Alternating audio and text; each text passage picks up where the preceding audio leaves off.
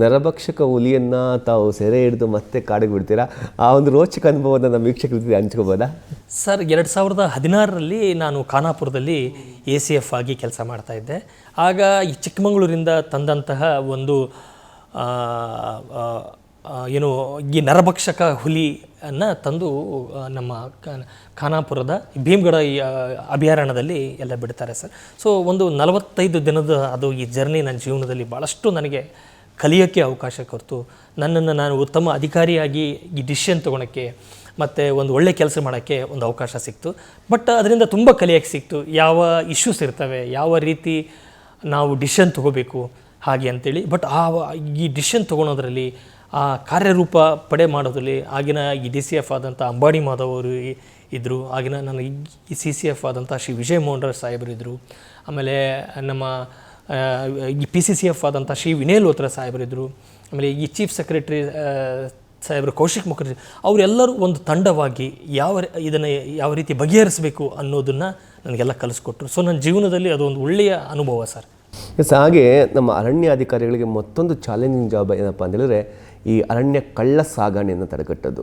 ಅದರಲ್ಲೂ ಕೂಡ ತಾವು ಬಹಳಷ್ಟು ಶ್ರಮ ವಹಿಸಿದ್ದೀರಾ. ಅರಣ್ಯ ಕಳ್ಳ ಸಾಗಣೆ ತಡೆಗಟ್ಟಲ್ಲಿ ತಮ್ಮ ಶ್ರಮ ಅಪಾರ ಅಂತ ಹೇಳ್ಬೋದು. ಆ ಘಟನೆ ಬಗ್ಗೆ ಸರ್, 2018ರಿಂದ 20ರಲ್ಲಿ ನಾನು ಯಲ್ಲಾಪುರದಲ್ಲಿ ACF ಆಗಿ ಕೆಲಸ ಮಾಡ್ತಾಯಿದ್ದೆ ಸರ್. ಆ ಭಾಗದಲ್ಲಿ ಅಲ್ಲಿ ಒಬ್ಬನು ಕುಖ್ಯಾತ ಕಾಡುಗಳ್ಳ ಅಬ್ದುಲ್ ಖುದ್ದೂಸ್ ಅಂತ ಇದ್ದರು.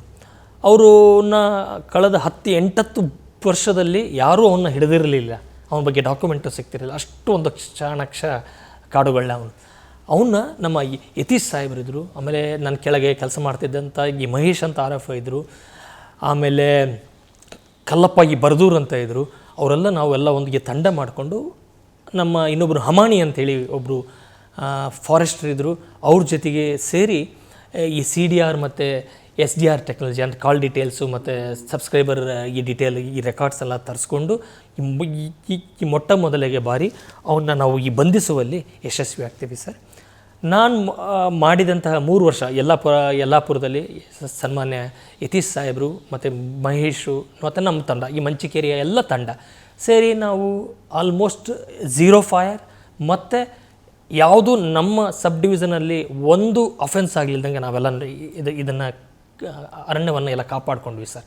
ಒಂದು ಎಲ್ಲ ತಂಡವಾಗಿ ಅದು ನಾನು ಹೆಮ್ಮೆಯಿಂದ ಹೇಳ್ತೀನಿ. ಯಾವುದೇ ಅಫೆನ್ಸ್ ಆದರೂ ಕೂಡ ಆಗ್ತಾಯಿತ್ತು, ಆದರೂ ಕೂಡ ವಾರ 15 ದಿನದಲ್ಲಿ ನಾವು ಹಿಡಿತಾ ಇದ್ವಿ. ನಾವು ಇರೋ ತನಕ ಯಾರೂ ನಮ್ಮ ತಂಟೆಗೆ ಬರ್ತಾ ಇರಲಿಲ್ಲ. ಯಾಕಂದರೆ ಅವ್ರು ಫಾಲೋ ಅಪ್ ಮಾಡಿ ಹಿಡಿದು ಬಿಡ್ತಾರೆ ಅಂತೇಳಿ ಆ ಮೆಸೇಜ್ ಹೋಗಿದೆ ಸರ್.